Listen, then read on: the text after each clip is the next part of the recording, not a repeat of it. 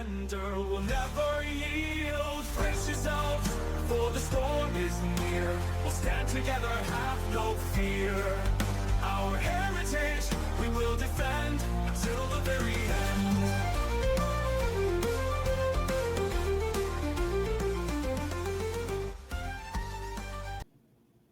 So this video I'm going to be doing some reactions to was put up by Mark Minard, who is hosting Billy Carson. Billy Carson is well known. I'm not sure if he's been on Ancient Aliens, but he's like in that realm. Very new agey. But I've seen a lot of Latter-day Saints, members of the Church of Jesus Christ of Latter-day Saints, following after this type of thinking and theology. And here we have Wes Huff, who's a Protestant apologist, who's actually expert in ancient writings. They do a bit of an intro, so I'll let them introduce themselves in this video.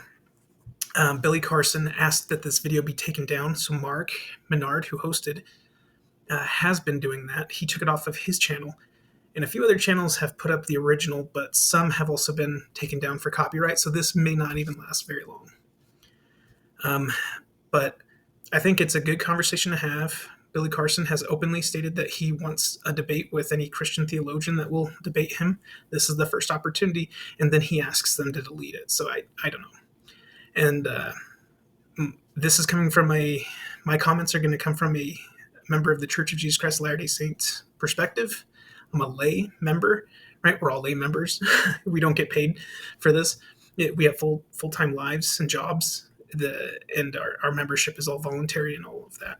So I don't have the education that Wes Huff does. I think Wes Huff is a rock star, and just because he's of a different faith doesn't mean we should discredit or anything. We should value truth where it comes from and listen to what he has to say.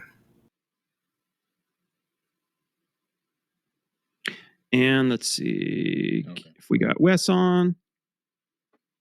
Hello. Wes, we got you back on. So I'll introduce Wes too, but yeah, what I was just saying real quick, Billy, too, is I also a shared belief, I think, too, with you, with God, is I also believe, I know God is within me too. Mm-hmm. It's just, and I don't believe that it's like you have to do 20 circles in the sand and like do a ritual to that was through like my connection with Jesus, where I know throughout my life, that's been when things are tough. It's like the strength of God is literally within me. Right. So he has a point, but at the same time, this ends up unfortunately becoming like a cop-out for people, saying, oh, well, Jesus knows me, so I'm okay. Like he knows that I'm not perfect. Yeah, we all know that. The whole purpose of this is to become better, though. So he used the example of you don't have to jump through all these hoops and do all these things. That's not what's actually being taught. The thing is that the Pharisees, they're held to a higher standard because they should have known better. They had all the amenities in their hands, and it was their lack of humility in being teachable and receiving the Savior. It's not a matter of whether belief or not. It was just humility in being teachable. The robber was compelled to be humble. So obviously, in that moment, yes, he was compelled to be humble. But the Pharisees, they chose not to be. And so here, we should know better, and we should be teachable. And this is his opportunity right here to learn why. It's not churches were established to control people, right? It's established to perform ordinances by authority and to exalt mankind, to be like God. So like where we do agree on, where like a lot of the heresies and stuff through over religious practices would be like, no, you have to come through the head of this church to be blah, blah, blah, Right. And personally, and we're about to get Wes on, so we can have two really smart people in this talking about it, but I'm just breaking it down to my level of my understanding.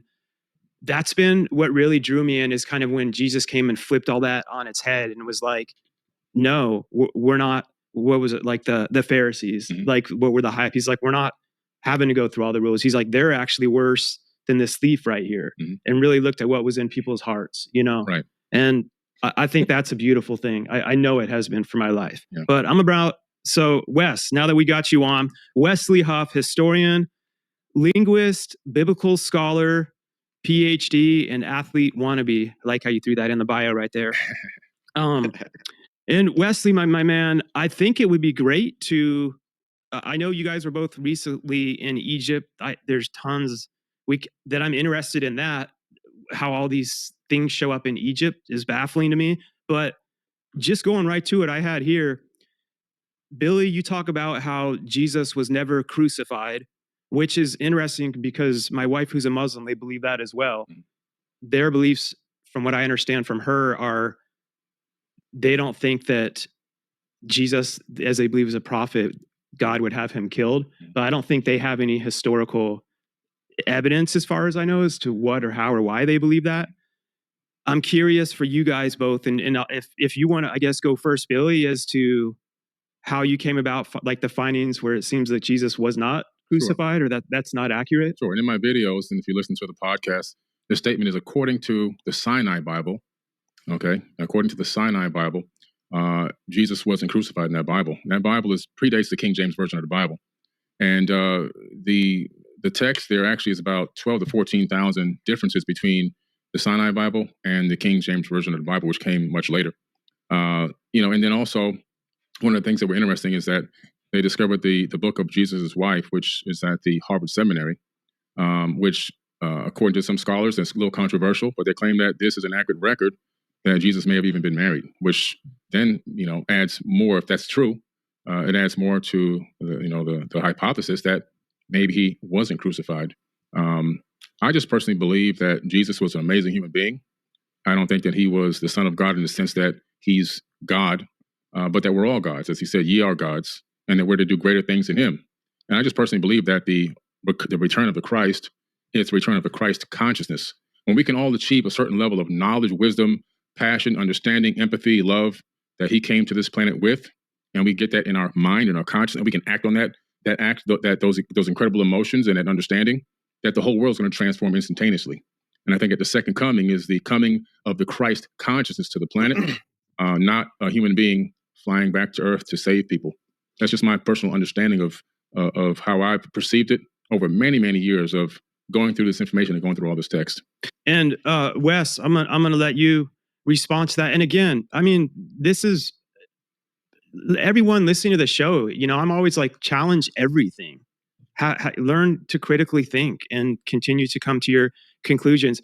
Even with Jesus, I'm not personally even waiting on that he has to come back to say, I already know like I said, that strength of God and consciousness is already, I can tap into that right now. So you don't have to wait for him to come back. For those that believe he does, to actually have that like next level of what that's supposed to mean. But Wes, go ahead on for what Billy was talking about. I think with a book in the Harvard Museum, and I heard something about Jesus's wife, which yeah. Yeah, well, first let me say, I think it's really cool to not just be in the room proverbially with you, Billy, but be able to interact with you. Because I wish I could be there in person. Unfortunately, Toronto, Canada is a long way away from Florida. It's a little bit of a jaunt. But I really appreciate the fact that you seem to have investigated to a certain degree some of these facts. Do you mind if I ask a clarifying question? Sure. When you say the Sinai Bible, what are you referring to specifically? It's the biblical text that was written. It made it into you can actually look it up on Amazon. It's a Bible I have a version at home. It's called the Sinai Bible, right, from Mount Sinai. I'm assuming it's the mountain that they're referencing there. But they put together their own version of the biblical text prior to the King James Version being put out. Sure. So when you refer to the Sinai Bible, would you be referring to Codex Sinaiticus? Like the codex that comes. Okay. That's why I was trying to get some clarification, because so you can actually go and see Codex Sinaiticus is at the British Library. So you can go and see it. It's on display. And the British Library has actually digitized the entire manuscript. So I work with manuscripts in my linguistic work. I'm an expert on early Christian scribal culture, and particularly in Greek and Coptic manuscripts. I actually have a facsimile. So I have a photocopy that was done by the British Library of Codex Sinaiticus that I work with in my office. So I have it here. And the only reason I ask for clarification is because I want to make sure that what I'm addressing is actually what you mean, Gotcha. and not addressing something else. Because the Codex Sinaiticus in particular is just it's a 4th century Greek manuscript. Mhm. It comes from approximately between 325 and 350 AD. And its text of the Gospels reads almost identical to the modern Greek text that we develop translations from. So my curiosity is just simply in kind of exploring when you say that it denies the crucifixion or that the crucifixion isn't there. I mean, I can go on right now, Codex Sinaiticus, and I can look up the end of, say, Matthew 27, Mhm. where it has Jesus being crucified. And that's in Codex Sinaiticus, or, the John 19, or any of the other ones. So I think my confusion is that it doesn't read any differently. So actually, are you able to pull up a website with the Yeah, viewers I'm or looking listeners for, or I'm whatever be able looking to see for it this? right now to make sure I have the right What- the version that I'm looking at. While he's pulling that up too, like I keep saying to all the people that aren't scientists traveling the world and linguists, I don't even know how to pronounce it the right way, like me. Linguists? What Yeah. cyanide? I keep thinking of cyanide, like the poison cyanide Bible. So is Right. that like a version? So from my own knowledge that I know, like when I really studied all this, what I thought was interesting about the Bible was how many like different eyewitness. I studied C.S. Lewis back in the day, how many different eyewitnesses and stuff there were, and they went on purpose to mention so many other names that they were able to like cross-reference throughout history and throughout those times, from my understanding. And those were different things that I always thought were kind of interesting that I felt was a good concept of proof. And then I want Billy to answer, and also I'm just curious, like the Sinai Bible, was that where was that I piece found discovered? the text where I was referencing. Actually, I was misquoted. I misquoted there. It's the Gospel of Barnabas. Okay, yeah. Well, so that's good. So let's deal with that too, because I've actually worked with. There are 2 manuscripts of the Gospel of Barnabas.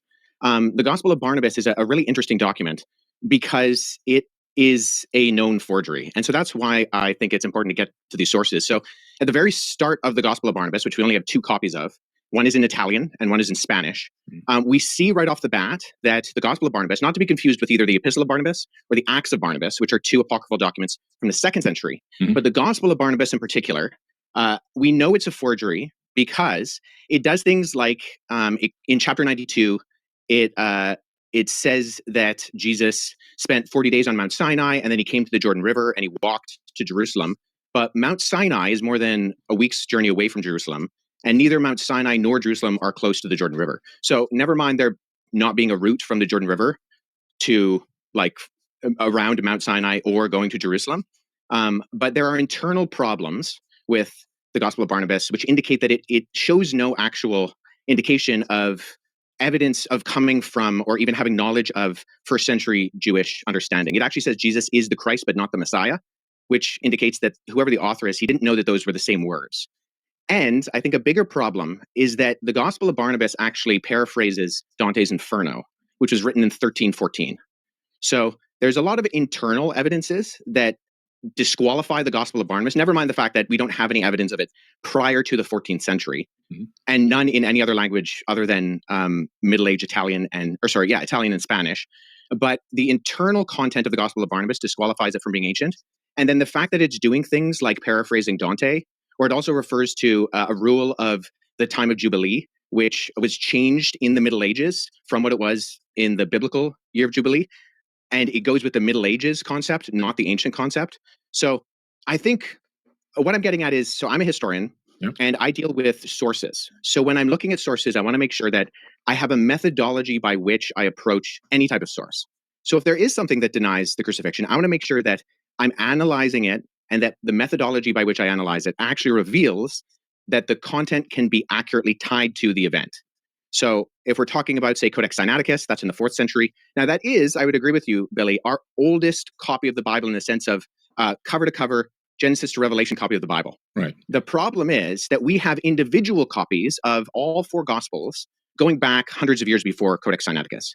So I have a facsimile behind me of P66. This is a late 2nd century copy of the Gospel of John. I work with this particular manuscript. I can just show the screen right here. This is an almost complete copy of the Gospel of John.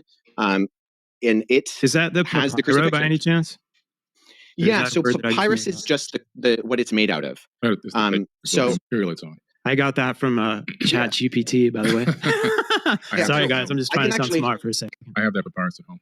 Oh, that's Yeah. Well, Yeah, so I'll show you this. So so the documents you actually see on my bookshelf behind me are facsimile papyri that I've made.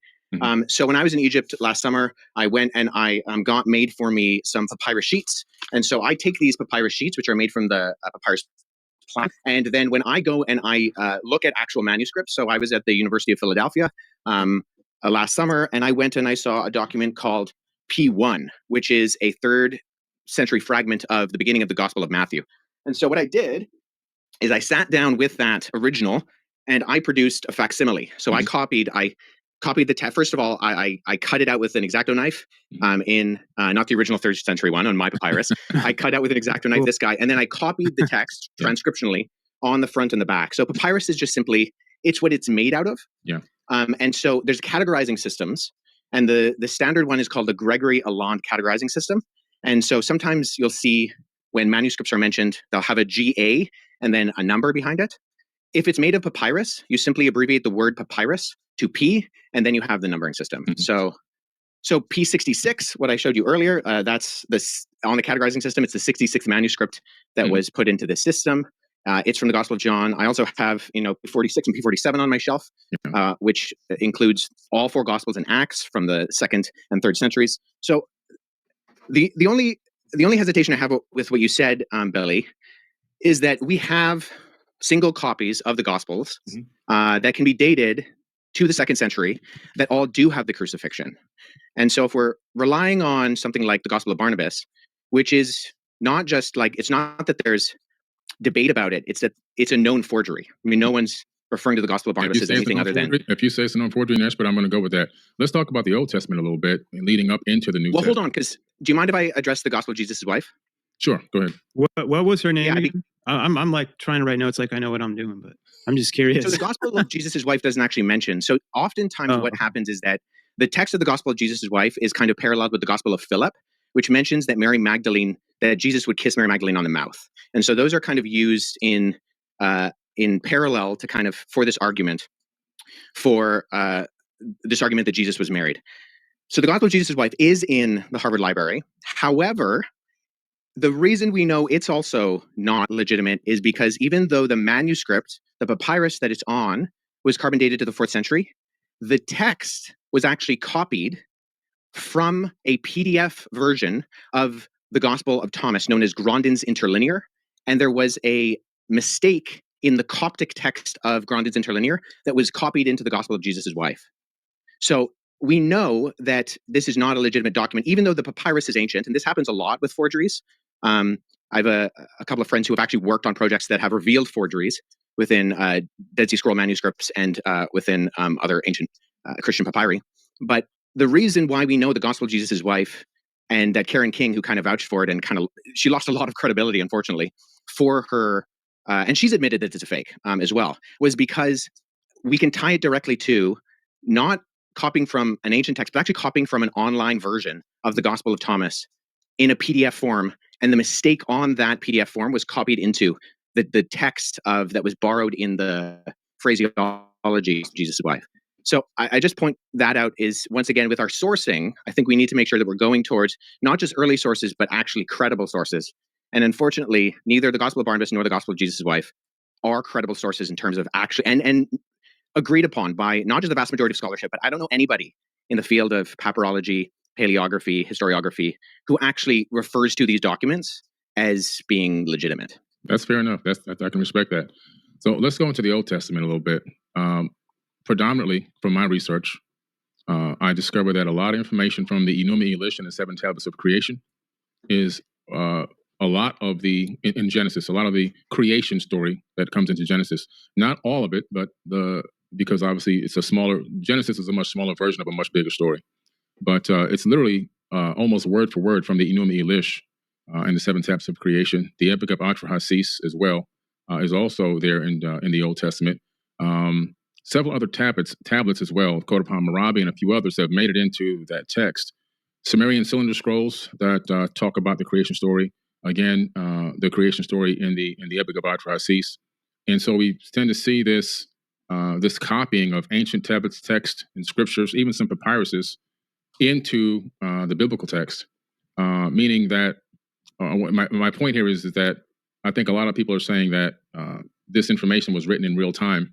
A lot of people believe that. If you ask the average person, they really believe that. But a lot of this information is just copied from older tablets and texts from an earlier date. That's what I found, that it's made it into the canonized Bible, but they never reference that they got it from any other ancient texts and tablets that have to do with a totally different civilization with totally different religious beliefs. Yeah, have you read the Enuma Elish? Yeah, I've done lectures. Sure. Do you mind summarizing the content of the creation account in the Enuma Elish for us? Sure. The Enuma Elish is a very ancient text discovered in the Library of Ashurbanipal, and the summary of it is that it really gives us an account, which is crazy, an astronomical account of the creation of our solar system. It talks about planets and moons gaining specific orbits around the sun. It talks about a huge planet named Tiamat, 46 times larger than Earth. Earth didn't exist at the time that this, according to the author of this text, which is pretty interesting. And then there talks about a nemesis of sorts. In the original version, it's called Nibiru, but in a more recent version, still thousands of years old, the name was changed to Marduk. Marduk is in the Jewish American Library, in the biblical text, in the Torah, and so forth. Very popular figure in ancient times in the religious books and text. Marduk. So there are a lot of parallels that we'll see. Like, you could look at Sargon of Akkad. That's 2400 BC.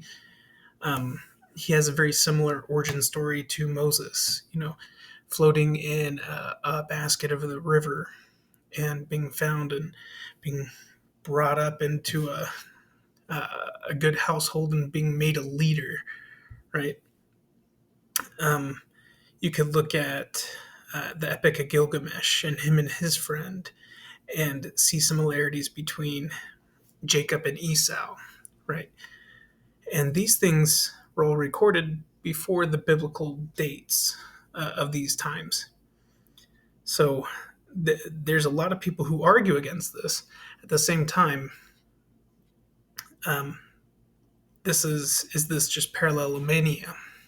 Because, I look at so many different things. I've looked at ancient Aztec person who basically had a very similar life to Moroni, but just took it a different direction. Instead of going and bearing a record, he goes in and builds up an army, right? And then makes his last final stand. But that happens at a completely different time. But all previous to that, his life was very parallel to Moroni. So there are patterns and parallels. And at the same time, how much of the ancient world do we get a framework of, like, the hero's journey? What ancient framework of storytelling do they have? And that doesn't make it any less true. It's just they're formatting their history in a particular way. So we're not going to see biblical stories in the Egyptian text because the Egyptians don't want to show themselves as losers or abusers. I guess they do that a little bit. But we do see patterns all throughout history. So even the flood and with Noah, we see a lot of pattern from Adam to Noah. Noah ends up becoming like a new Adam in a way. So there's lots of patterns, and we see it throughout human history. I've seen it in my own life, and I'm like, oh wow, my life patterned after this, this, and this. That's kind of cool. Just don't let it go to your head. It's just a pattern of human nature. Oort cloud towards the outer edge of the solar system. This planet or this moonlet that orbited supposedly a brown dwarf, based on the description of it, gained a very strange orbit around our sun. And we have the scientific evidence now also to match with NASA's data, where we see that Saturn and I believe Neptune switch places. Uranus is flipped on its side, and that's more evidence that something came through our solar system in ancient times and gravitationally really tugged at planets here and switched up their orbits and even pulled the axis of a planet on its own side, where the equator is now running north and south. So a little bit of modern astrophysics kind of backs up what this ancient text is saying. But the Enumalish also then begins to talk about the fact that these beings, it kind of cuts into the fact that these beings, are on Earth and at some point begin to engage mankind. In other words, they didn't create people from scratch, but they engaged the existing hominid and began to utilize us as workers for their workforce. In the Atrahasis epic, you see a much similar story, slightly later date period, but still thousands of years old, the epic of Atrahasis, and we see a very similar story, and we see where the sons of God literally came down to Earth. They came from Mars, according to this text, if you read the translation of the planet Mars and to English. And then they went to battle. They were going to go to battle in South Africa against Enki and Lil and Anu. And they come to terms without going to battle. They argued that they needed women, human women, believe it or not. And they also wanted a workforce. They didn't want to continue to do the labor. They were cleaning out the Tigris and Euphrates rivers, digging canals, building cities on Earth, and according to the text on Mars, not according to me. And a decision was made by Enki and Anu and Enlil to allow this experiment to happen, where they would take the existing hominid here. They would slay one of the gods, meaning that they would, in my opinion, that doesn't mean that they're going to kill it, but somehow some type of genetic modification or manipulation, in my personal opinion, that's my personal hypothesis. But in the end, it ends up being that human beings are now doing a lot of this labor and worshiping these people as gods, as they, my personal opinion, masqueraded as gods. A lot of stories there, parallel stories that you see in the Bible, even the Tower of Babel incident and many other crazy stories that are in the Bible. You can find a lot of those true stories in the ancient text, like the Epic of Gilgamesh, where you can find the true story of Noah. They found the Noah tablet to give him instructions on how to build the ark. It wasn't a big boat. It was a round disc that he built with the sections cut up on the inside like a pie. That was discovered about 4 or 5 years ago. I believe it's at the British Museum now. So there's a lot of text that's just been covered and copied over into the biblical text. And I think that, in my personal opinion, a lot of people are just became a cargo cult, worshiping people that were masquerading as gods. I do believe in God, by the way. Let me make this clear. I believe in God. I believe I believe in it as a creator of the universe. I believe that the mathematics, the quantum physics, all proves that. The fact that we're here, I believe this universe is imbued with a divine energy and a divine spark that lives inside of all of us. So I think that there are components of what you said that I would say are in there. I'm not sure it's the best summary. Nonetheless, okay, going with what you said that there were like verbatim parallels with the biblical creation story. Even just going off of what you said, which I think there are components of that I would agree with, the Battle of the Gods, the concept of Enki and the younger gods, and they fight Tiamat, and then Marduk, who swears he'll defeat Tiamat, and Kwenku, who kills Tiamat by shooting her with an arrow, and there's this big battle, and then the gods that die end up being the earth and the sky and even us, because we are the end result of that battle.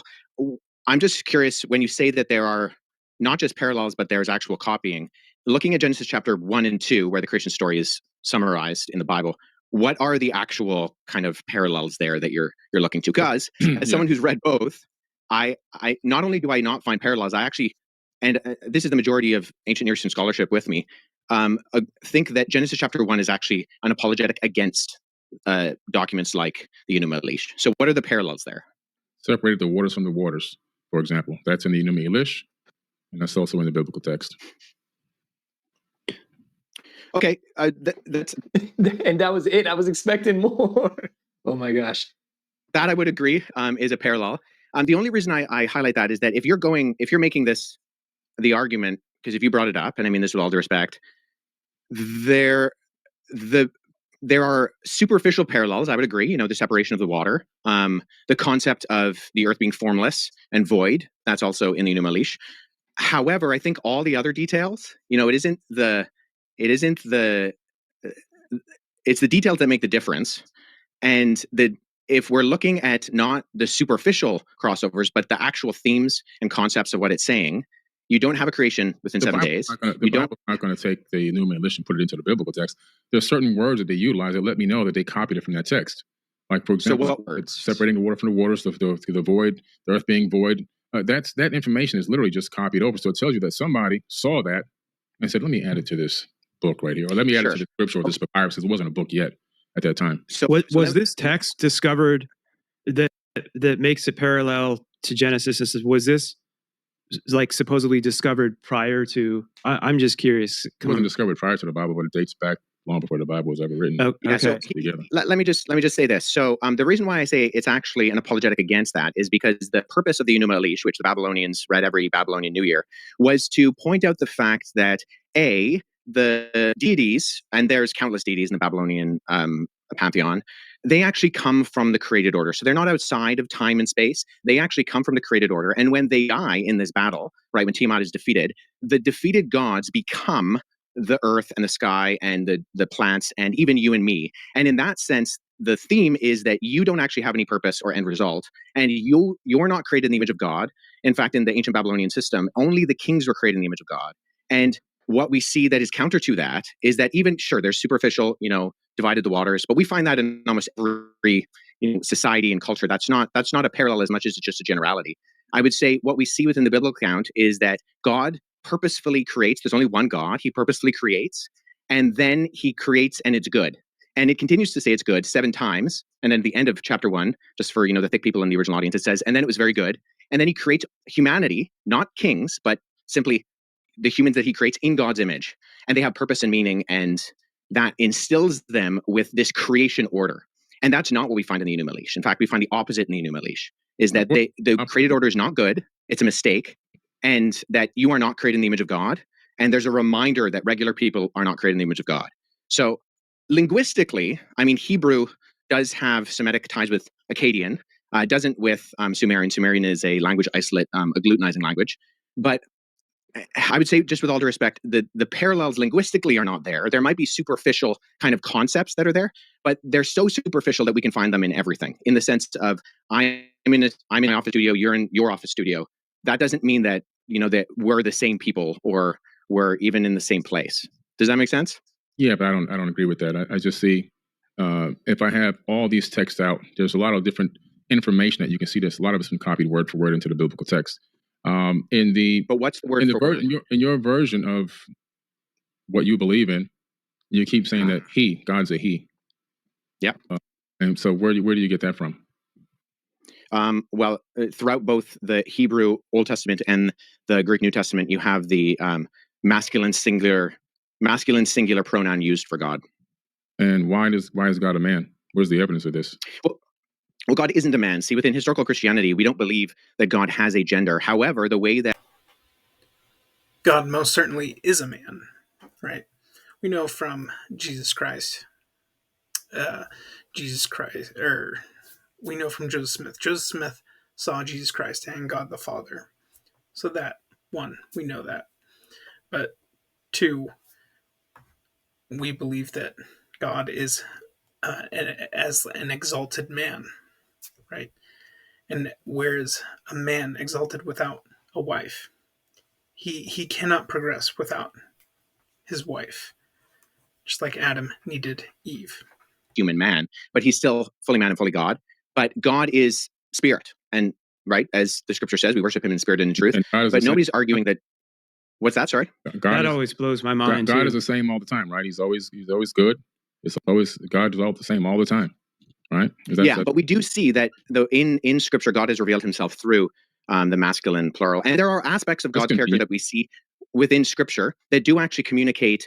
Jesus says that he longs to gather Israel like a mother hen collects her chicks. So we see aspects of the feminine of God, not meaning that God is feminine, but that the image of God reflects both the masculine and the feminine. And that's why when the two become one flesh, there's a uniting of that reflects the image of God as well within the covenant of marriage. Do you actually believe that the majority of Christians really believe that God is not masculine, that God is has both aspects? It's irrelevant what the majority of Christians believe. On the road, how many would tell you, that God's not a man? They've never been taught this. Well, I was taught it growing up. I was taught it in when I was a child, when I went to seminary, when I went to Bible college. I was taught it in graduate school. I would say I would say a few things to that. I would say, in one sense, it's irrelevant what the majority of Christians believe, because what historical biblical Christianity articulates is what they should believe. You know, there are Christians who run around saying all sorts of things that are not in conformity to biblical, historical, Orthodox Christianity. Sure, absolutely. And they shouldn't believe that because it's irrelevant. And so if one Christian believes something that is not in line with biblical Christianity, I mean, that's on them. So God is not gendered, but he does express through inspired scripture the masculine plural, sorry, not plural, the masculine pronoun. That's pretty convenient. I mean, for an all-knowing, all-loving God to understand that human beings are going to take that and abuse it to put their boot on the neck of women for eons. It's pretty interesting. Also, I'm trying to understand. Yeah, I mean, so hold on. Let me speak to Wait, that can I because say it is something there interesting real quick, guys? I have to. Yeah, sure. If it was only for the Old Testament, I would have a hard time following a lot of stuff.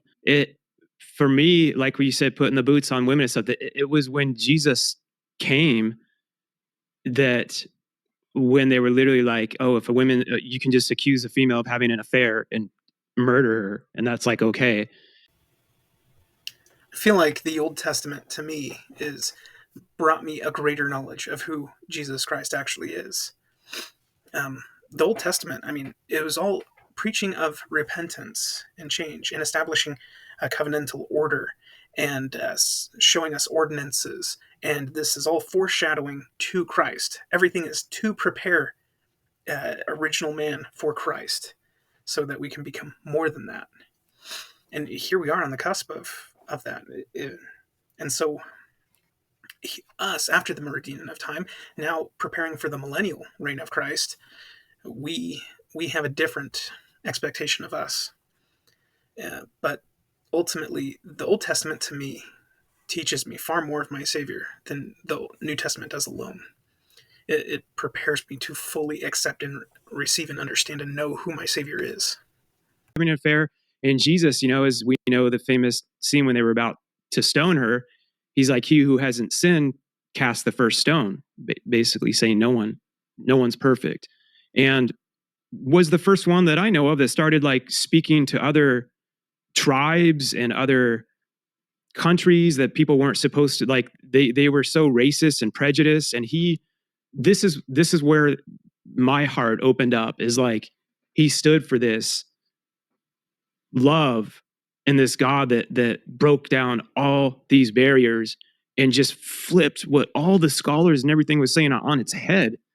And that's where I found that I believe that he was crucified, because he went so far like against the grain at the time. And I get what you're saying too. Like there's stuff where it's like, oh, that's convenient, where human beings can add in that this is there and that's not. But something else that I always was curious, I'm like, if especially the New Testament, if it was like written by man and stuff and pre-planned, I'm like, I think they would have done a better job of not making a lot of the people so like ignorant. The people that were like literally with Jesus questioning him half the time, like, bro, I don't know if you can do this miracle. And Jesus is like, dude, you just saw me yesterday turn water into wine. And I'm like, if they really, if I was writing a story, I'm like, I want everyone to believe this, I would make the people not like is questionable. It's like they have so many characteristics where the humanity in it is what like always drew me. And like even one thing in the Old Testament that uh, David and Goliath kills Goliath, a man after God's own heart. I'm like, if you're pre-writing this to be the perfect person after God's own heart, then he becomes king. You're gonna like have the story end perfectly, but then he goes off to see, he's watching this lady bathe nude, has an affair with her, has her husband killed. Mm-hmm. It's like, but then goes on to keep praying to God and coming back to God, like with the humanity.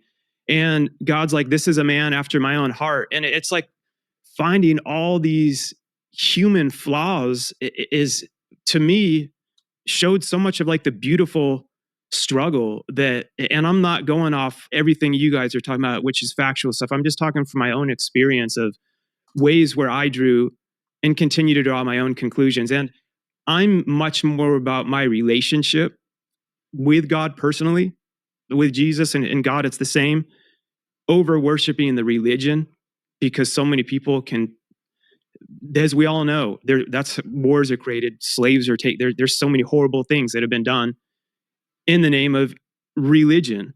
And it's sad. And that's where Jesus comes back into the game to me. I'm talking, guys, to me, to where he was like the one that was like gathering all these people of all these, like, what are you doing? Like, we're supposed to be here helping each other. This is about loving each other and coming together. Like, you're killing them because they eat meat on Tuesday and they don't eat bacon on Sunday. And you're literally like murdering each other. It's so messed up. So I get where people look at different organized religion and stuff, and they're like, this is horrible. Like, on behalf of Christians, I'm like, I'm fully apologetic for, what was it, the Crusades. It's like, in the name of Catholicism, there's so many horrible things that human beings have done. And I'm speaking as someone that I would call myself a Christian, and I'm just letting everyone know that I'm open, critical thinker, and how I've continued to find my own beliefs, because I never sat here ignorantly and was like, nope, throughout history they've all been perfect. It's like, through the Crusades, they went through and committed genocide, rape, some of the most awful stuff, wearing these huge crosses. And I'm like, but God wasn't with them. They said he was, but that's why I also believe in the devil. And I don't believe he's this dude with a pitchfork and a red tail. I think it's more comes, in energy and thoughts, and comes in people, and is like, oh, talks to this guy who's rising in power. You should start conquering that other country in the name of, and do it in the name of God. And then, that's the way I look at things. So anyway, go ahead. I had to just throw in. Yeah, I mean, there's a really great resource written by a friend of mine, John Dixon. It's a book called Bullies and Saints, where he goes through a lot of the instances of where obviously you're going to find abuses, and every human being is going to find a way to exploit whatever is presented to them. So in one sense, I think we can say, isn't it convenient that God used the masculine plural pronoun, or sorry, the masculine pronoun? I keep saying plural, it's just a mistake. The masculine pronoun, and we can say, oh, sure, that's convenient, maybe, but it is how he has revealed himself to us, and it's not his fault if we abuse that. I mean, we could say, so I grew up in the Middle East. My parents worked in Amman, Jordan, and when I was living in the Middle East, there was a country called the Democratic Republic of Iraq.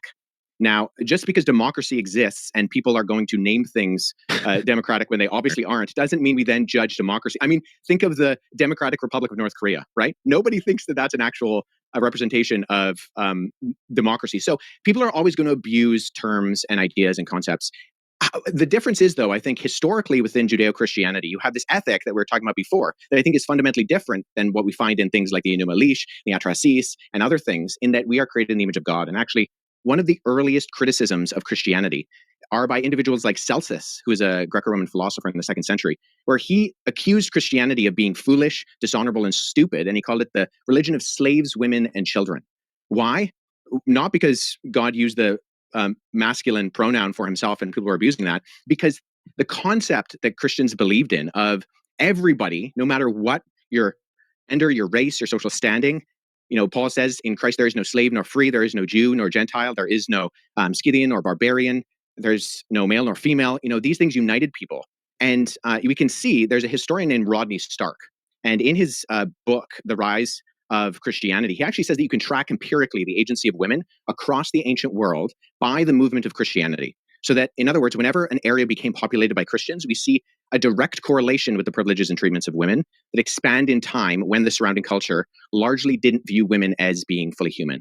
So I think we're always going to have abuses, but if there's one worldview that exists that gives agency to people and says that everybody has worth by nature of being just human, it's the Christian worldview. And that's where I think it's very different. So we can argue about why we think God should or shouldn't have revealed himself in his pronouns. But I think that's actually irrespective of the historical reality that we see within the impact of Christianity, particularly on the West, but around the world, and how it gives agency to the marginalized. Wes, can I ask you one? So so I'm always interested in this, like you were raised Christian. I always think about this, like my wife who's Muslim, and our beliefs at the core are so similar, but there's some differences. And I wonder, like, if I was born in Sierra Leone, West Africa, where she was, I know in the Bible says Christ revealed, but C.S. Lewis is someone that I really respect, because I'm an entrepreneur. I'm a think outside the box always, and we should be. No one should just be like sheep and follow what any of us are saying. Like, do your research on your own with everything, of course. But what led you, sorry, going back to C.S. Lewis real quick. He was a famous scholar who was once an atheist, set out on a journey to basically disprove the Bible. As he went to do that, he himself found out that it to be like one of the most historically accurate written books, which really shocked him. He then became a Christian after that. He's done the Narnia movies, Lion, the Witch, and the Wardrobe, or they were books. They weren't movies when he passed away. But he has an amazing. I love people like him because he doesn't just act like he always was questioning everything. He's like, why is there this going? Why are these little kids dying, God, when they're but something that he continued to come up with, which reminded me so much of Jesus and the love conquers all things too, is when so many people overly get caught up on religion over the relationship. And he's like, I've actually met some atheists that are closer to God without even knowing it. And I've met some Christians that are further away from God without even knowing it. And I believe that too so much. And I'm just really curious, like, as you went on your journey as being like a historian, studying biblical text, and then being raised, of the church, did you take it? I don't want to put what, because did you take it upon like whatever I continue to discover, I'm going to have to accept, like, say something you did find when you were in Egypt revealed differently than what you were taught? Like, did you kind of tell yourself, I'm going on a quest, like searching for truth without like a set conclusion to prove Christianity, knowing that it could go either way? Am I making sense?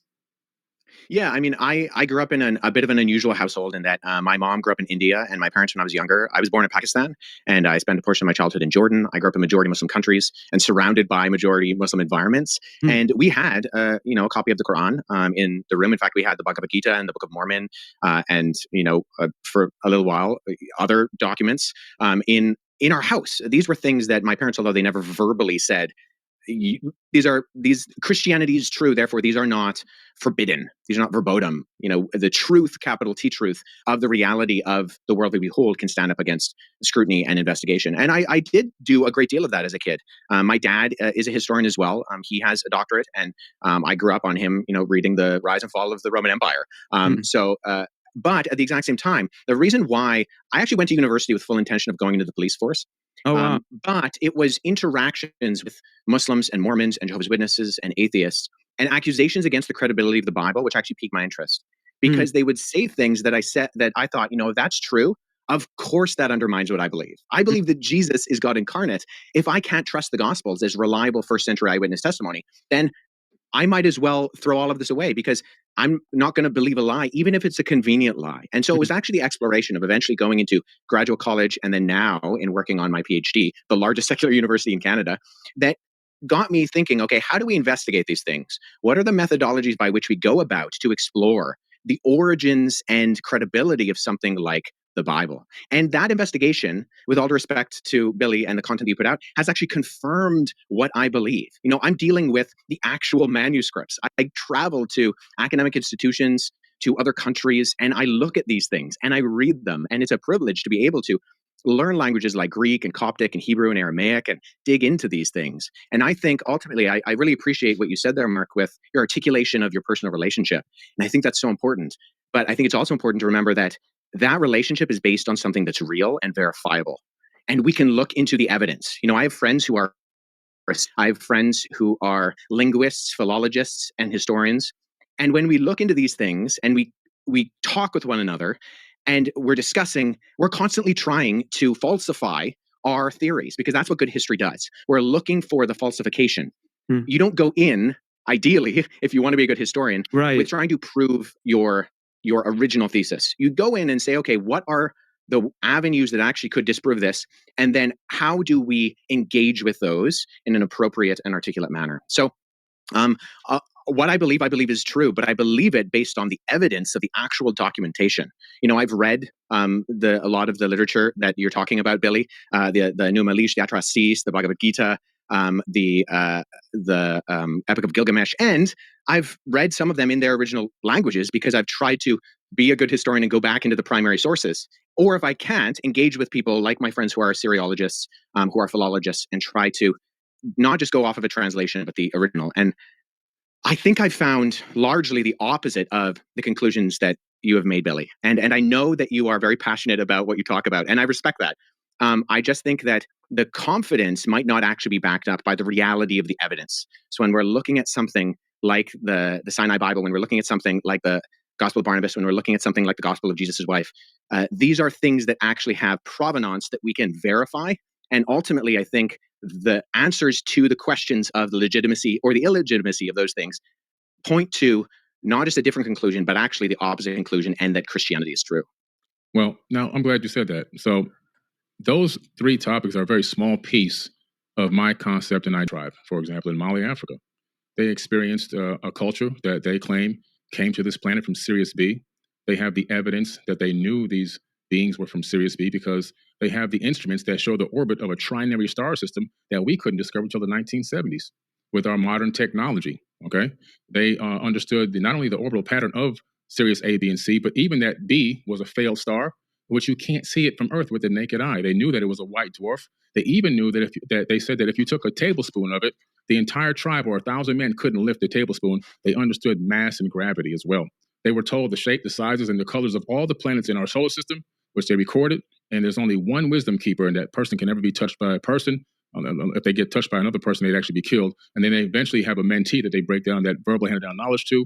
And that next person then takes over and becomes the wisdom keeper. And they've been doing this for thousands and thousands of years. And science, modern science, has found all their information to be 1,000% accurate. Then you have the Hopi tribe of the Americas, indigenous tribes, Hopi tribe, Lakota tribe, also having engagements with these quote unquote star brothers, even having an account of them being taken underground, which you don't see just only in America. I just came back from Turkey. You have the people from Turkey in Mesopotamia also being taken underground into a place called Derinkuyu by these beings, by these people, a structure that's built 12 stories deep underground, that's made out of volcanic tuff, a very soft stone. And if you don't know what you're doing, it'll actually collapse. There's no evidence of any collapse. And it was thousands of years old. It was reused many times. So the mainstream story about what it was used for to hide from Romans is actually false. This place is ancient. And in order to build it, you actually have to have foreknowledge of how to construct this type of an underground civilization that can hold 20 to 30,000 people, spaces for livestock, places for worship, with no sign of collapse. And you have to have hundreds of ventilation shafts. And I've been down there. Those ventilation shafts cut through solid rock all the way down to the core. And there's even more. It links to other underground cities that are miles and miles away. As you get to the very base of this area, you can cut through and go to another location. But again, these people were taken under. Also, then you have the ancient Egyptians. Similar story. Major catastrophe comes. These people come and take them underground. Then you have the information in the Egyptian book of Going Forth by Day. More accounts by people, our ancestors, that have accounts that do not match up with the biblical text. And so all of a sudden we're saying that all these cultures, the Aboriginal people, I can go into them as well. I've gone for walkabouts in Outback, in the Outback, and the Aboriginal elders, same thing. They were seated here by Pleiadians. This is their verbal handed down history for thousands of years. And I can go around the world and I can come up with all this information from all these eyewitness accounts from people that should be respected, dignified, and shouldn't be scoffed. And that we're now saying that all this information that they put forward, all their verbal handed down history, all their written history, that's got to go to the side because this one text is 1,000% accurate. Sure, but so my question is, most of that is oral history, correct? Oh, it's all oral history, even the Bible. Okay, so when we're engaging with oral history, what methodologies are you using to confirm that the orality is accurate? Oh man. Well, first and foremost, some of these texts are some of these cultures have written down information in caves. You've got cave paintings.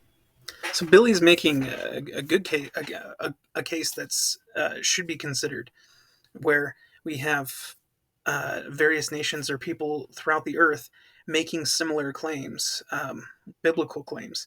Now, the thing is, for us as members of the Church of Jesus Christ of Latter-day Saints, we believe that the gospel has been given and brought forth or taught at some point to all the world, that all nations have learned about Jesus Christ at some point initially. And this is like a genesis for them. The thing is that diffusion, all people end up falling away, apostatizing, breaking it, reinterpreting it based on their geographical location and things that like instead of using wheat, we're gonna liken something to corn. Different constellations in different parts of the world, they're going to utilize different things that are relatable geographically for them and culturally for them. And then that changes over time. So it changes. It has a filter of time and culture. And all of that is mixed with apostasy. Is that if you have no living prophets that continue in teaching these things, then it strays away. It breaks off into many branches. So you generally have like an authoritarian tribal or format or system where, hey, these traditions, these practices, these ordinances we've done, like in Egypt, they had the form of godliness but lacked the authority or lacked the power thereof. And so we'll see a lot of things like that. People who carry on traditions. I mean, look at your own family. If I look at my own family and see how everyone's split up, I'm the youngest of 6 kids. My oldest brother is now passed away. His kids all scattered as well. Imagine if we're at the genesis of this earth and how things spread apart. They'd be retelling same stories very differently. They'd be telling explanations of why something is very differently. And same thing with one family to another. My family is not the exact same as, 4 of my brother's families and my sister's family. We're all very different. And so there's various interpretations and explanations for creation.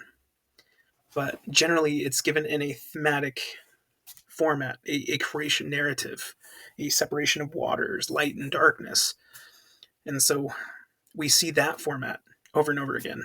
Billy mentions this with Mesopotamia and everything. And it's because there was a core source truth, but time and apostasy and people spreading out, it changes. The difference is that now things are being gathered again. Christ came. He suffered the atonement and resurrection, and now we wait for him to return. And in the meantime, we are now gathering scattered Israel by covenant. It's like a legal obligation, like we're being adopted in, we're wedded to the bridegroom, right? We're being sealed to them by law, by eternal law, like not a paper, but an eternal, cosmic, awesome, universal tie-in where we're linked to our Savior with grace and given the opportunity to repent, to be cleansed, to become like him, to progress from this mortal existence if we choose to.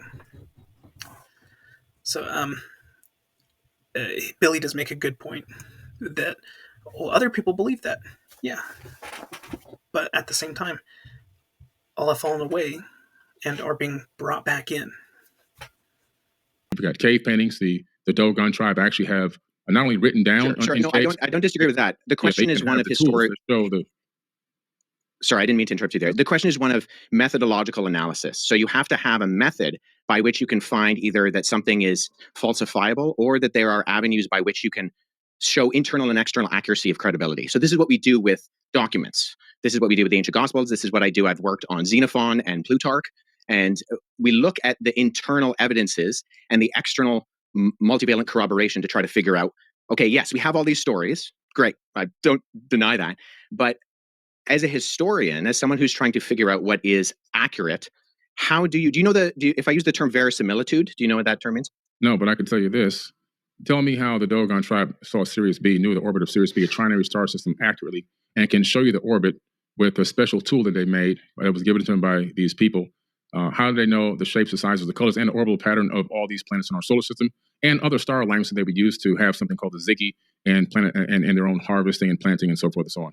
That's not enough evidence that there's something. Well, I'm not aware of that particular case. And even, I would grant that, the ancient people are far more technological advanced than we give themselves credit for. Just because they're ancient doesn't mean they're stupid. I am well aware, as someone who has done both investigation of the past and done archaeological analysis, that is a reality.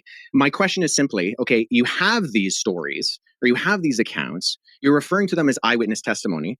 How are you going about verifying that as that? Well, if the people had eyewitness testimony about Jesus, they then just wrote down their eyewitness testimony on a piece of paper or parchment paper or papyrus. So these people... Right. So that's where internal methodological analysis... Some of it's actually written down. So, it's the same exact thing. There's really no difference. Well, no. So you do internal investigations to figure out when something was dated. So something like So when I use that term verisimilitude before, that's something we as historians are looking for. It's a term that simply means the appearance or likelihood of truthfulness. So when you do historical analysis, it's an inference to the best explanation. So you have proof and you have data, and you're extrapolating that data on levels of probability. So some things can be confirmed as high probabilistically true, and other things are lower in their probability that they happened. But there are different methodologies, different ways that you explore historically how that happens. Well, so for the Gospels, we look at... was with the Dogon tribe. Scientists went there to visit the tribe, and they still have no answers because they used their modern science. They took the best scholars to visit these people, and they're still scratching their heads. Something happened there. Sure. And I'm not even denying that necessarily, but the question is, okay, we need different levels of evidence and exploration, not just scientifically, but historically, to derive something as eyewitness testimony. Now we have mountains of that, and I'm more than willing to go into some of that with the Gospels as early eyewitness testimony that can be verified externally and internally. But nonetheless, the only reason I ask, Billy, is because I've listened to a fair amount of your content, and I'm unaware of the methods that you use to try to discern between what is an accurate source historiographically and an inaccurate source historiographically. Well, I use getting in an airplane and traveling to these places, doing my own research, talking with indigenous cultures, and researching as much of the text that is available that I can possibly find. Okay, so I don't dispute that, and I do believe you have done that. But I mean, even from what we've talked about, so you've researched the text, but when we talked about the crucifixion, everything you cited was either, and I mean with all due respect, false in terms of the Sinai Bible, because Codex Sinaiticus is just a 4th century Greek manuscript of the Gospels that we have today, or they were verified forgeries in terms of the Gospel of Jesus' wife. You might be right. You may be right on that particular part of the topic, but like I said, that's less than 0.1% of the information that I hold. Sure, but that was the original question. So yeah, so that's what I'm saying. I'm saying, okay, well, so I'm going off of what we've already talked about. So you said you explored the text. I don't deny that. But the evidence, by going off of what you have put forward in terms of the actual documentary evidence, is not just less than convincing in my respect. And I mean this with respect, because I think you have done a lot of research. You've traveled to these places. I have too. Like, this is what I do as my career. But I'm not really getting indication, because in history, we go to the primary sources in their primary languages. And when Mark asked, okay, why do you deny the crucifixion? The sources you used were not primary. Okay, we're still talking about the same thing over and over again. There's so much more we can talk about here. We're wasting a lot of time. There's so much more. That's this amount. Do you guys so much more stuff to talk about? Do you think that all these different cultures and stuff describing these other beings, could those have been? I'm not an expert theologian or whatever, but like where it talks about war, I always want to personally ask you this too, where in the Bible it talks about like wars between the demons and the angels. There's a lot of crazy stuff in the Bible too that you can prove it's been written, but it also takes some faith, because you can't physically see where there was wars between demons and angels and stuff fighting in the heavens. So there's tons going on, obviously. Could any of those have been, like, from what you've discovered or how people have written it, do you think those could have been demons or angels? I don't believe in demons or angels at all. You don't believe in them at all? No, I don't believe in demons and angels. When you read Azazel coming down in the book of Enoch, coming down, and the first thing he does is teach people how to make knives and swords so they can cut a man's head off. You read, you see these quote unquote. Where's that in the book of Enoch? In the book of Enoch, Azazel. He comes down and he teaches. Where's that in the book of Enoch? The only reason I ask is because there are 2 Enochs, first Enoch and second Enoch, and only first Enoch is an actual historical amalgamation. Okay. And then you analyze the fact that these angels are having sex, they're getting drunk. These are just people. Whoa. Where are angels getting drunk? Angels party, they go, they hang out with people, they go to war with people, they put on their outfits and go to war with people. This is in the Bible. Where are they getting drunk though? Well, they get married, okay? Whatever that means. But they're having a good time. Married. Okay. Not married. In fact, scripture says that angels can't like Merry Christmas. Not married. Mary. Merry. But the point that I'm making here is, when you start to really analyze what these angels are doing, and you start to analyze how many people are dying in the biblical text, you start to say, well, how many people did Satan actually kill? And when you start doing the tally on the numbers, God's doing most of the killing in the Bible. It's not the devil that's doing all the killing. And then God says in Isaiah, I created the good and I created the evil. Do what I say at the Lord. So he's saying that he's doing the good and the evil. is what he's saying. Yeah. Now, my personal I mean- opinion on this whole thing, and just let me get this out because we keep going over the same rhetoric over and over again. My personal opinion is that the biblical text is a good book. Like I've said, I've got videos. My number one video on Twitter has me saying this. It's good text because if you actually apply some of the information that's in the Bible, you can get a good result, like you have done, Mark. Right. You can get a good I result. struggle with I know I want you to finish your thought. Go ahead. Yeah. So because you can get a good result, but there's a lot of misinformation in the Bible. There's a lot of false information that's copy from ancient text. And if you go by that text, all of a sudden you end up with 400 years of slavery. You end up with abuse. You end up with divide and conquer tactics that separate people. You end up with people thinking that they're the chosen ones and they're the chosen people. And we've been promised this promised land so we can eradicate another race of people because this is our land, because God promised it to us. You have people that want to go on the papal inquisitions and torture and kill and murder over 80 million people. You have the American Holocaust, 111 million indigenous natives slayed. You have all this going on because of this text, which is set up so contradictory throughout its path across time. You get into the New Testament, slavery is still being condoned in the New Testament. Was it? Honor thy slave master as you would honor God or Jesus, it says, I believe. So in Ephesians. So Well, the it Old Testament. doesn't- I it always doesn't say thought that, but the God of the Old Testament too. Like I'll let you go real quick, but I'm just, and I know you have to go soon too, but I'm speaking as I challenge my own subject. It was always, I'm telling you guys, this is where Jesus came in and changed everything for me. But like the Old Testament too, it is hard for me to read even Noah thinking God's like mad at everyone. Let's flood the whole world and murder all these people that I created. that's pretty bad stuff. So here's a good example of someone who needs to get back into the text, because right now he's running off of what he remembers from his youth, the things that he likes, things he doesn't like. The rabbis have a tradition of, studying the Torah, and you go through it. There's 70 layers of understanding that you break through and understand and come to live, not just know, but live. And here we have a lot of people who grew up in church and then departed out of it, believing that they've been there, done that, done it all, and they know all that church has to offer, and have not even touched the gospel, have not even gone through everything. Faith, repentance, baptism, receiving the gift of the Holy Ghost, and enduring to the end. So not giving up, because we're going to have trials of faith, and that's meant to make us stronger. The thing is that if we endure in faith, continuing, then further light and knowledge does come. It's promised to come. And so it's nearly inevitable that somebody will come across have a faith crisis. But when you hear people give a rendition of what they understand the text to be saying, it tells you more of what they have in their heart and they understand than it just tells you what they understand, but it shows you where their heart is.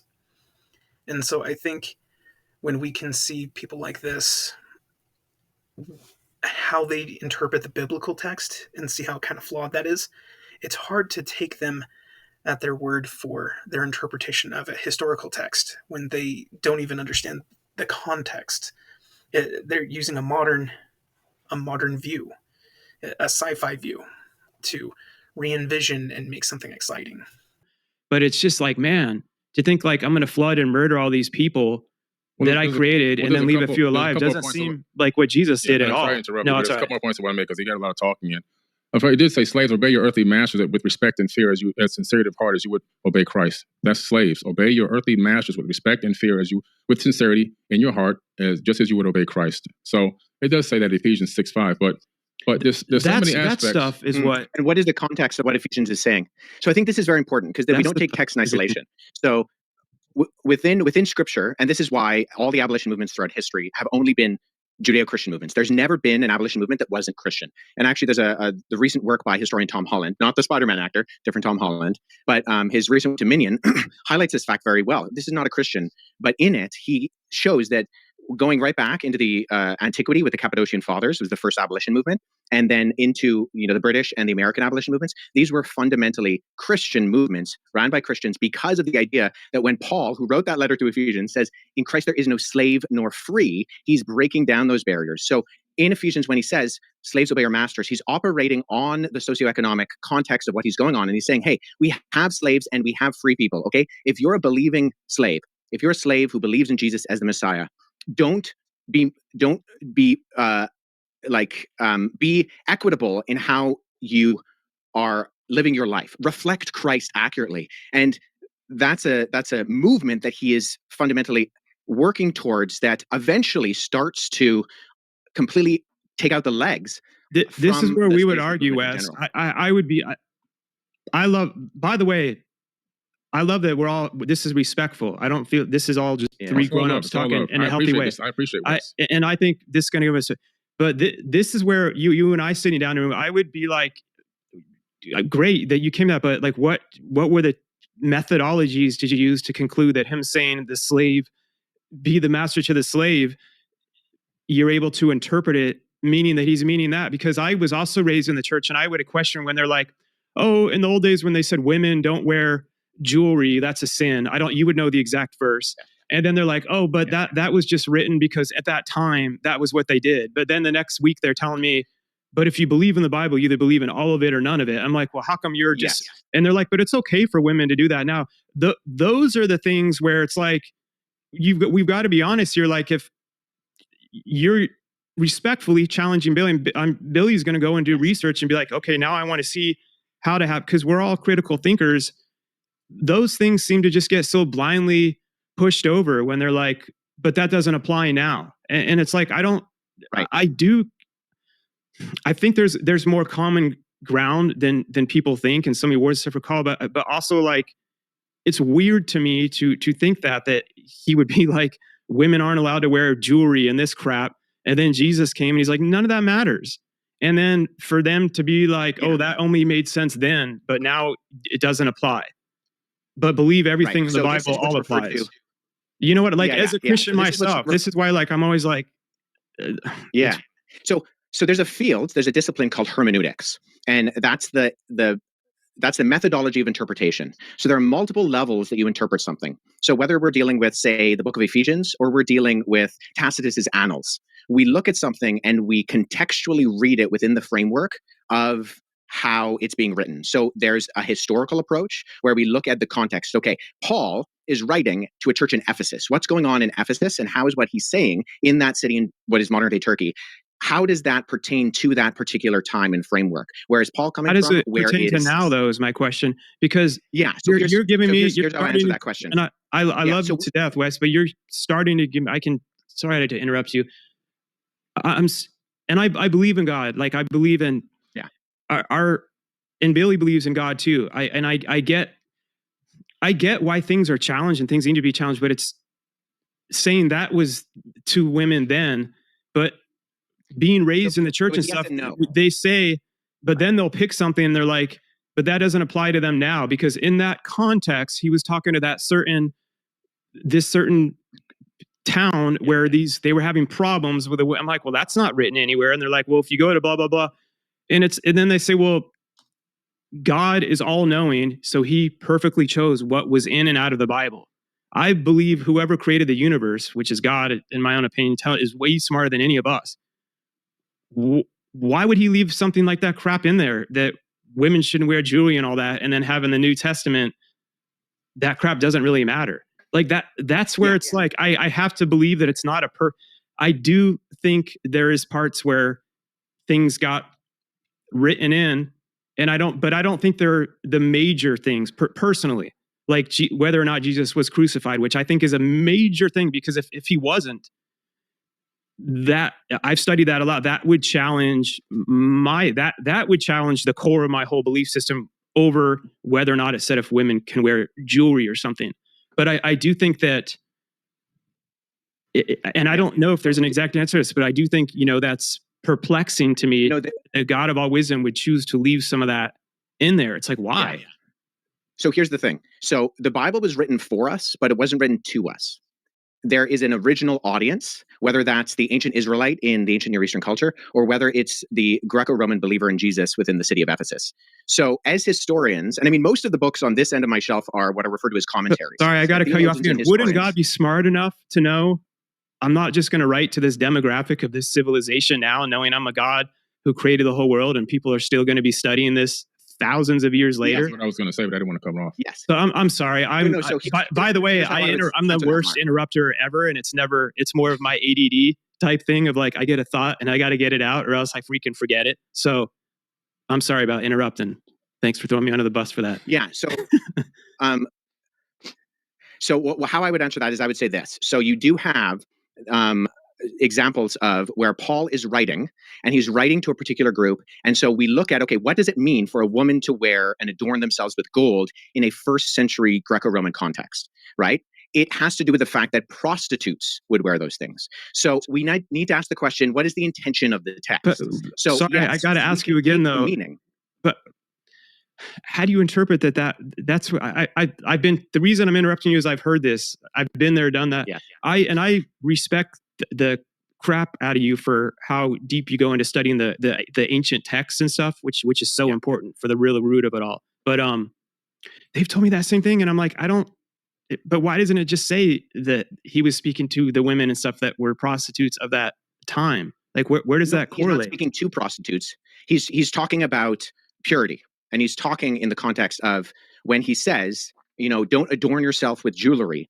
The original audience, and we can explore this by. But you just realize how dumb that sounds? Saying the original audience, then later on saying, but now it's okay for this audience because these women and stuff don't. Because I'm just saying, like, I get why people like, if we're gonna, we got to be open minded.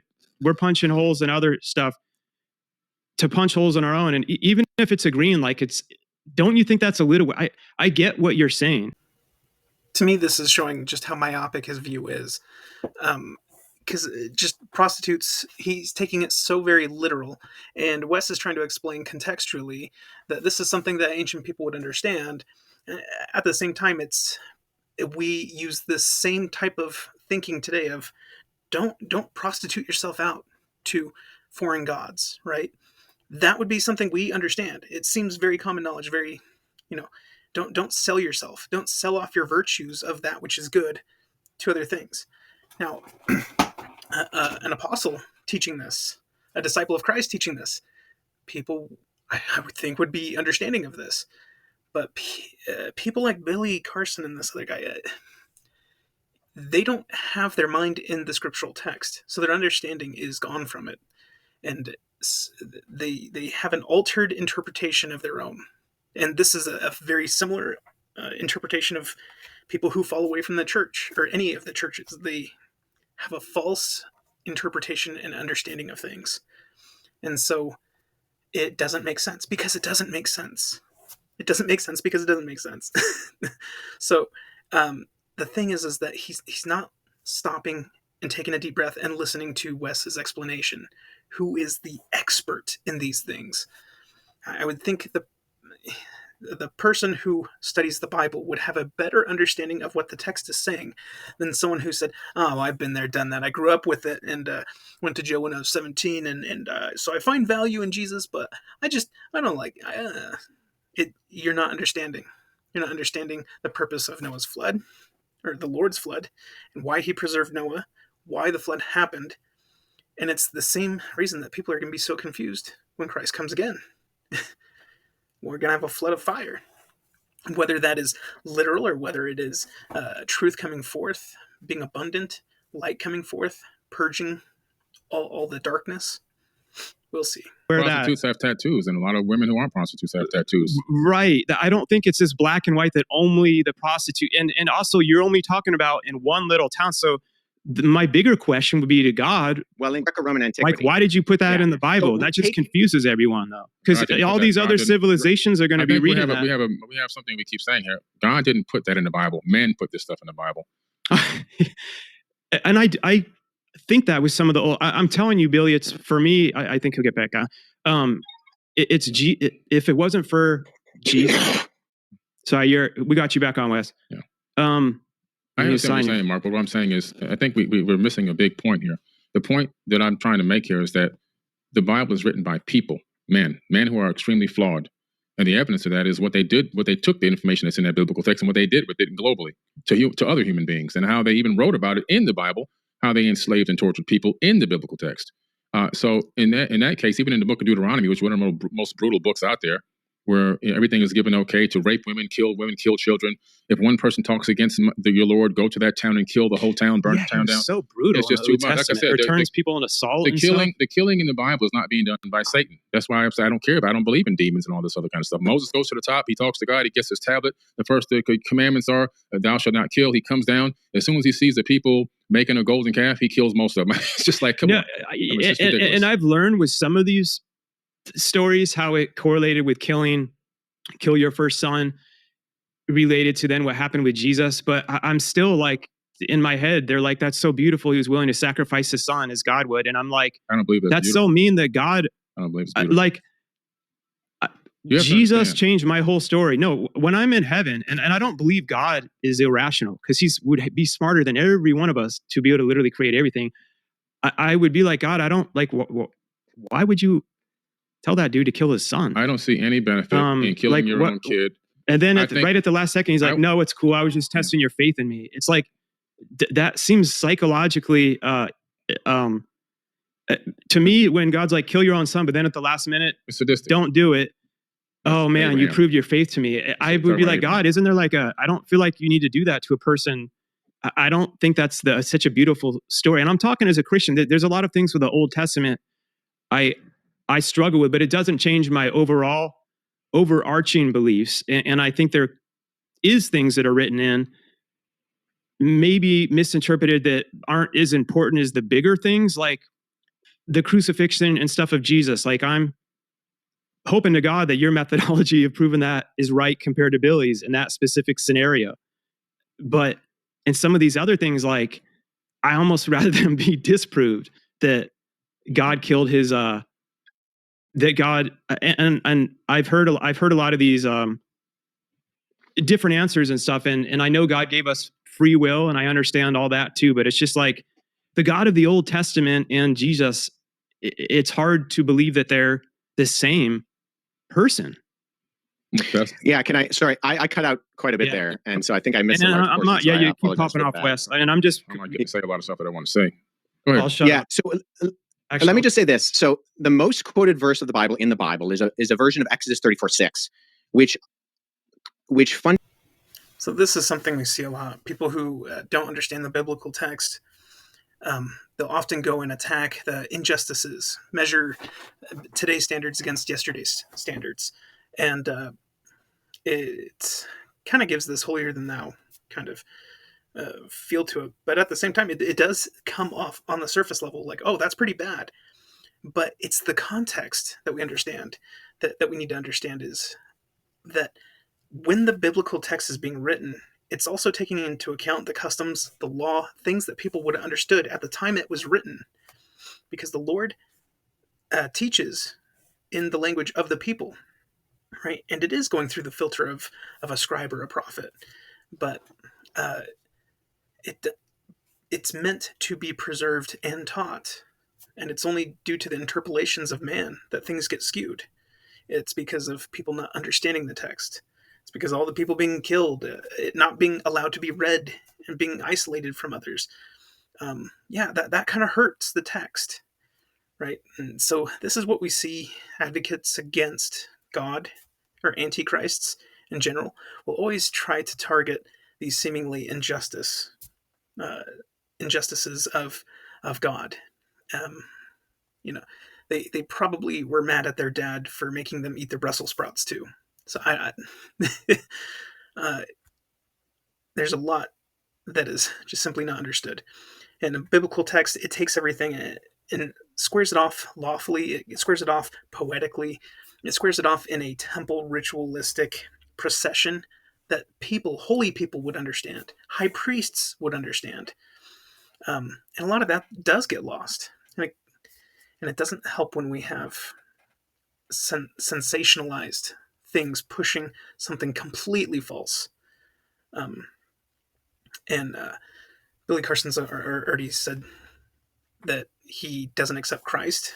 He later, after years and years and years of saying Jesus never was crucified, to now saying, oh yeah, okay, he was, because Wes proved him wrong right here in the interview. But just that whole thing just flipped right then and there. we have to be careful about these antichrist uh, uh, speakers and topics. Not saying that they're the antichrist, but they want to push away from anything that would testify of Christ. And this did happen anciently, and it happens today, right? And we do see some of the effects of that throughout the texts, because we only have as much of the text that has been translated correctly. And so he does have something that he's building off of. He has a smidgen of something doesn't seem right. Right. Get that inkling. The adversary will build off of that and try and drive a wedge through any part of truth that is there. Because there's people who just fundamentally take things literal and do not understand the text, but are diehard faithful people to the most literal translation of it as possible. And that's just as dangerous as people who just take it way out there in wackadoodle town. Yes, but I'm still like, in my head, they're like, that's so beautiful. He was willing to sacrifice his son as God would. And I'm like, I don't believe that's so mean that God, I don't believe it's beautiful. like, Jesus changed my whole story. No, when I'm in heaven, and I don't believe God is irrational, because he would be smarter than every one of us to be able to literally create everything. I would be like, God, I don't like, why would you tell that dude to kill his son? I don't see any benefit in killing your own kid. And then right at the last second, he's like, no, it's cool. I was just testing your faith in me. It's like, that seems psychologically, to me, when God's like, kill your own son, but then at the last minute, it's sadistic. Don't do it. Oh man, you proved your faith to me. I would be like, God, isn't there like I don't feel like you need to do that to a person.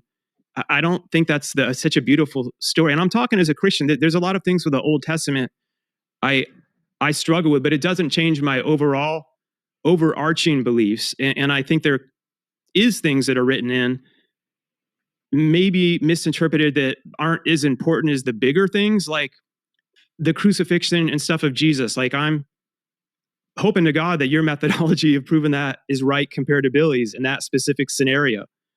But in some of these other things, like, I almost rather them be disproved, that God killed his, that God, and I've heard a lot of these different answers and stuff. And I know God gave us free will, and I understand all that too, but it's just like the God of the Old Testament and Jesus, it's hard to believe that they're the same person. Yeah, sorry, I cut out quite a bit there, and so I think I missed. And I'm not. Yeah, you keep popping off, Wes, and I'm just. I might get to say a lot of stuff that I want to say. Go ahead. I'll shut up. So let me just say this. So the most quoted verse of the Bible in the Bible, is a version of Exodus 34:6, which fundamentally describes who God is, that he's compassionate and loving, full of grace and mercy, and abounding in steadfast love. And so, in fact, if you read the book of Jonah, the beef that Jonah has with God, the reason why he doesn't want to go to Nineveh, is because he believes that God is so loving that if he tells the Ninevites to repent and they repent, God is going to forgive them. So fundamentally, we have the picture of God consistently throughout the Bible, both in the Old and New Testaments, as being a God who is rich in love and mercy and abounding in steadfast kindness. And so we want a God who is just. And just to speak very briefly to the slavery issue, I mean, Leviticus 25 condemns by death the man stealing. So stealing someone and selling them into slavery. And the fact that the 10 Commandments are prefaced with, you are a nation who was slaves. You know, I'm the God of Israel who brought you out of Egypt. So there's a fundamental difference. And there's lots of literature on this. I would encourage people to read my friend Paul Copan's book, Is God a Moral Monster? He's written some excellent stuff. He's also written on Did God Command Genocide in the Old Testament? He's a leading expert in the field of comparative analysis of ancient Near Eastern war literature. And so there are very coherent explanations for these things, and that slavery within ancient Israel was very, very different from what slavery around the ancient Near East was like. And on top of that, once again, when abolition movements happen, what's that? Sorry, Billy? I said slavery continued on throughout the Bible with no problems. But it was always undergirded by the fact that this was not the ideal, that this was something that should not be done. And even slavery within ancient Israel was fundamentally different than slavery around the ancient Near East. This is not a contested fact. You can look at the scholarship of individuals like Wright, who has written extensively on this. He's an ancient Near Eastern ethicist. And there's vast difference between the law codes in Leviticus, Deuteronomy, and Numbers, and something like the Code of Hammurabi, which puts people on a tier system and gives different punishments depending on where they are within society. That's not true in ancient Israel. if you were a king and you stole somebody and you sold them into slavery, they would punish you by death. But if you steal somebody else's slave, you can't steal somebody else's slave. That's not a good thing to do, right? The point that I'm making here, I got to say something before I get out of here, is the Bible is full of contradictions. The biggest problem that we have is we're dealing with a civilization on this planet that is psychologically impaired. Human beings are psychologically impaired. This entire planet.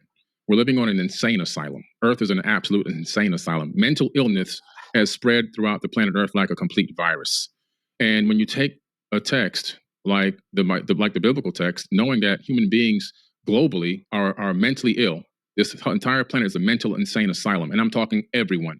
Every single, all 8 billion, whatever number of people we have now are all mentally ill. And what I mean is there's different levels of mentally ill. We all have trauma that we're not dealing with. We all have internal issues. We all have situations that shadow work that needs to be done. And some people are at higher levels of mental illness than others. Most of us are functional mental illness people.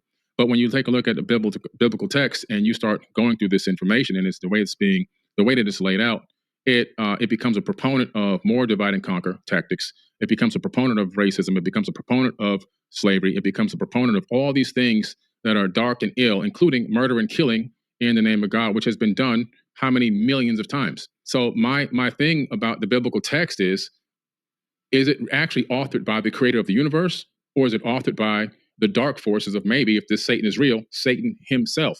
And the reason why I say that is because all-knowing, all-loving God, omnipotent and omniscient, that is creating not only this universe, probably most likely multiple universes, because a creator never stops creating, especially with infinite power, is now at some point going to author a text that is going to allow human beings to misinterpret it and take it in his name and begin to slay people, torture people, and enslave people worldwide, to claim that you're chosen ones, to set up a state of chosen people, and then to even claim that you have chosen land, and to torture and kill even more people, women and children, in modern times, still going on to this very day. To me, that doesn't seem like a very intelligent being, especially a being that knows the beginning and the end. So if you know the beginning and the end, you have a certain level of foreknowledge. You have advanced knowledge that goes beyond. You know what's the ending before the end even occurs. So you set up everything for success. Why? Because a genius solves problems before they happen. And I'm going to drop the mic on that.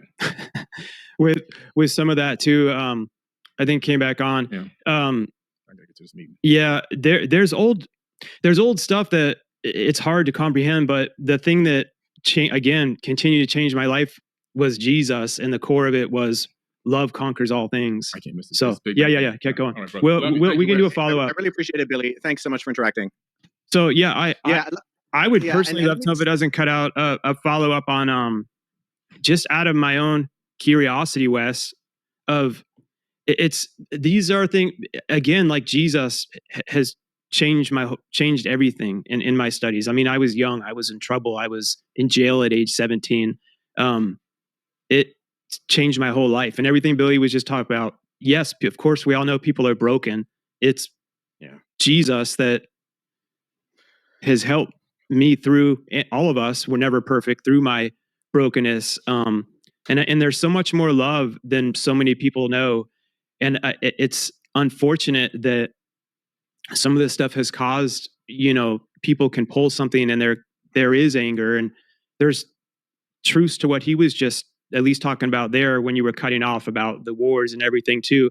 And it's sad because that's not what Jesus is doing there for us. And for people that truly don't have, the Jesus I know in their life, I don't preach down on them like I'm better. I want to thank you for watching the Haystack podcast. My name is Jonathan, and if you liked what you heard, go ahead and like and subscribe, share it with friends, comment, tell me what your thoughts are.